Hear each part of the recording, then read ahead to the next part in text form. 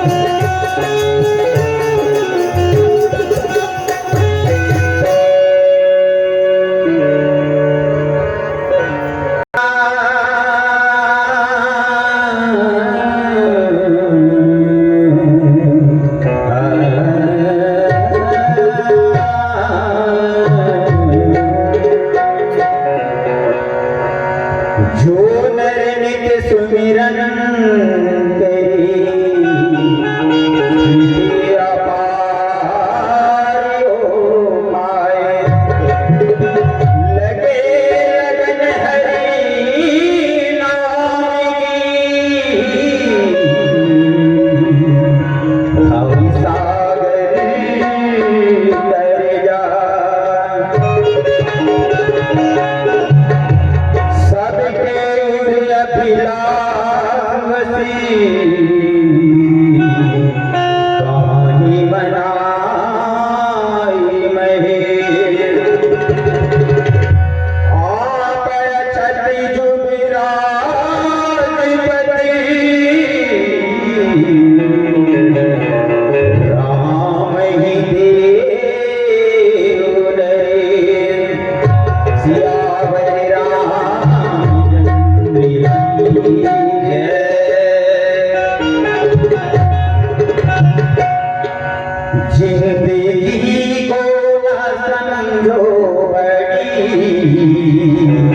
भजन कर ले घड़ी दो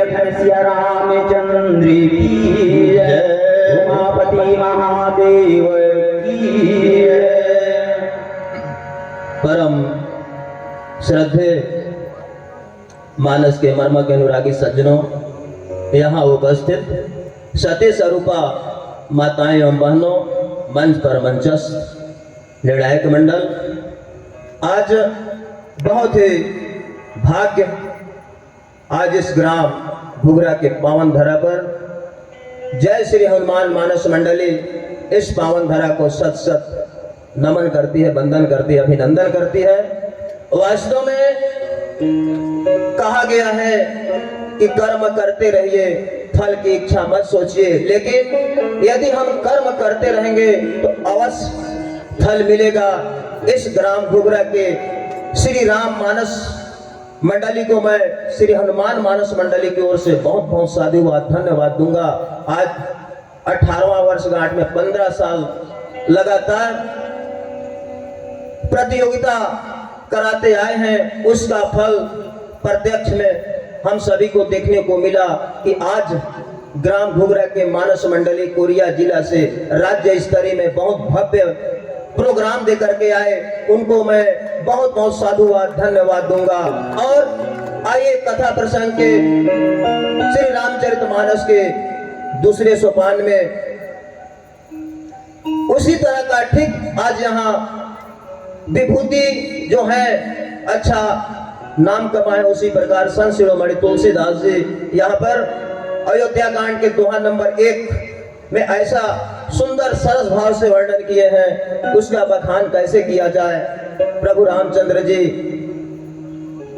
का विवाह हो चुका है और विवाह के बाद वहां इतना आनंद हो रहा है अयोध्या में कि उसका वर्णन नहीं किया जा सकता। और जब उस आनंद को देख करके वहां कि एक अभिलाषा, सभासद की एक अभिलाषा होती है, और अभिलाषा यह होता है कि वहां के जितने नर नारी थे वह सब एक इच्छा प्रकट कर रहे हैं, महादेव जी को मना रहे हैं कि अब श्री रामचंद्र जी को युवराज पद देने योग्य हो गए हैं। यह समय राजा दशरथ जी अपने सारे समाज सहित विराजमान थे। महाराजा दशरथ जी ऐसे रामचंद्र जी के पुण्यकार को सुन करके बहुत आनंदित हुए।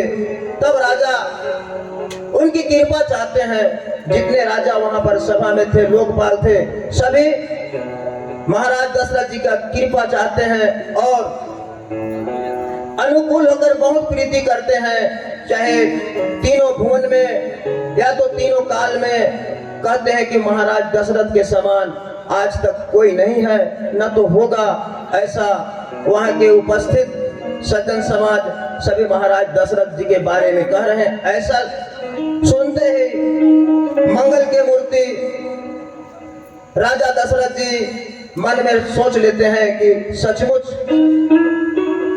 जिसके यहाँ साक्षात नारायण का, नर नारायण का अवतार हो, भला उसे कौन बखान कर सकता, उसे कोई कम कह ही नहीं सकता।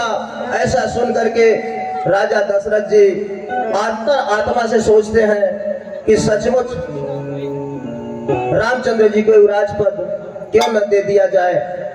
ऐसा अंतरात्मा सोच रहे हैं कि मैं वृद्धावस्था हूँ, वृद्धावस्था आईना की तरह अंतरात्मा की तरह देखते हैं कि बाल सफेद हो गया है, इसलिए युवराज पद देने का मन बना रहे हैं। ऐसा 8 लाइन चौपाई का संक्षिप्त भाव रहा। बोलिए सियावर रामचंद्र की जय। जय श्री हनुमान मानस मंडली कटोरा कोरिया।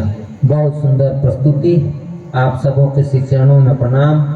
आइए कथा प्रसंग की ओर चलते हैं। दोहा को देखिए। सबके उर अभिलाष यस कहा ही मनाई महेशु, आप अछत जुबराज पद राम ही देव नरेश। सभी लोग महेश जी को मनाते हैं, महेश जी से प्रार्थना करते हैं, हे महेश जी भगवान राम को युवराज पद मिले। लेकिन राजा दशरथ जी से प्रत्यक्ष रूप से नहीं कह सकते। जितने भी वहाँ के नगरवासी हैं, मन में तो अभिलाषा है, मने महेश जी को भी प्रार्थना कर रहे हैं, लेकिन राजा दशरथ जी से नहीं कह पा रहे हैं। तो महेश जी को मनाने का क्या कारण है? और देवी देवताओं को मनाना चाहिए, लेकिन महेश जी को ही क्यों मना रहे हैं? दूसरी बात कि राजा दशरथ जी से स्वयं प्रत्यक्ष रूप से काहे नहीं कह देते कि राजा आप जो है अब रामचंद्र जी को ही राजपद दे दीजिए, बताने का कष्ट करेंगे। जी परम श्रद्धेय निर्णायक महोदय जी, जहाँ तक मेरा विचार है मैं ना पहुँच पाऊँ आपके विचारों तक, लेकिन मेरा विचार है कि वहाँ के जितने नर नारी रहे महादेव जी को इसलिए मना रहे हैं कि सबसे प्रभु रामचंद्र जी के इष्ट देव महादेव जी हैं और महादेव जी के इष्ट देव प्रभु रामचंद्र जी हैं। जैसे वहाँ के लोग सोचे यदि हम महादेव जी के मना लेते हैं, यदि महादेव जी का प्रेरणा हो जाए तो महाराज दशरथ जी प्रभु रामचंद्र जी को राजपद दे देंगे। इसलिए दोनों एक समानता है, न वो अलग है न प्रभु रामचंद्र जी अलग हैं। इसलिए वहाँ के सभी लोग इस भाव को लेकर के महादेव जी को मनाते हैं। और राजा दशरथ से इसलिए मतलब डायरेक्ट रूप से नहीं कह पा रहे हैं कि वो चक्रवर्ती सम्राट थे, उनका शासन भी ठीक ढंग से चल रहा था, इसलिए लज्जावश या तो किसी प्रकार की सामने में हम यदि कह देते हैं महाराज दशरथ जी को तो और शायद हमको उल्टा बोल ना दे कि मेरे राज्य में आप लोग किसी प्रकार का दुख या तकलीफ हो रहा है, ऐसे समझ करके प्रत्यक्ष रूप से महाराज दशरथ जी को कुछ नहीं कह पा रहे हैं। जी बहुत सुंदर आपने सटीक कहा।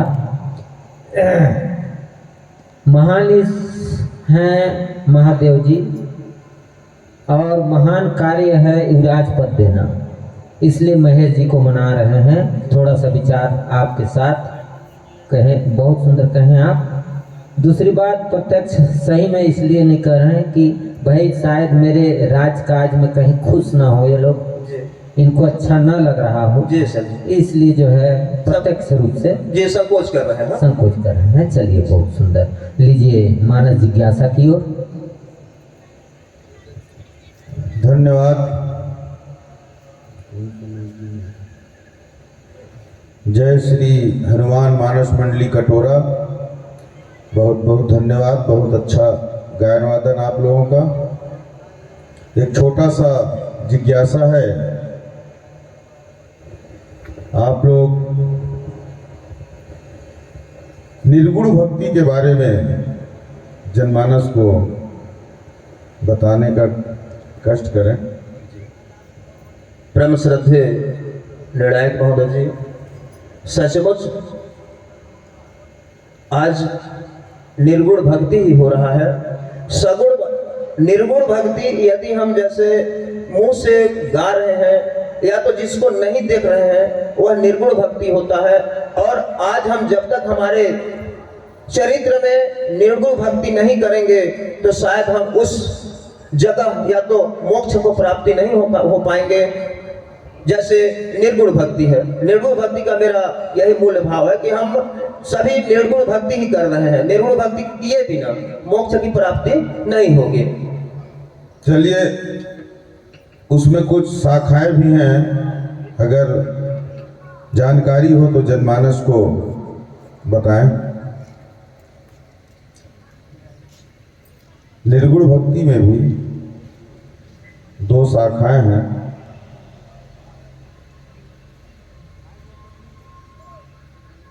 एक ज्ञान मार्गी है और एक प्रेम मार्गी। 2 शाखाएं हैं जी। चलिए, मेरे को लगता है थोड़ा सा अटका हुआ था प्रेम मार्गी तुरंत आ गया। जी सर जी। चलिए, तो यही जानकारी था जनमानस के लिए। बाकी आपने बहुत अच्छा बताया कि निर्गुण भक्ति ही कर रहे हैं, सगुण भक्ति वाले भी निर्गुण भक्ति के बिना अधूरा है। चलिए, बहुत बहुत धन्यवाद। बोले श्यावर रामचंद्र की जय। जय श्री हनुमान मानस मंडली कटोरा का समय यहीं पे समाप्त होता है।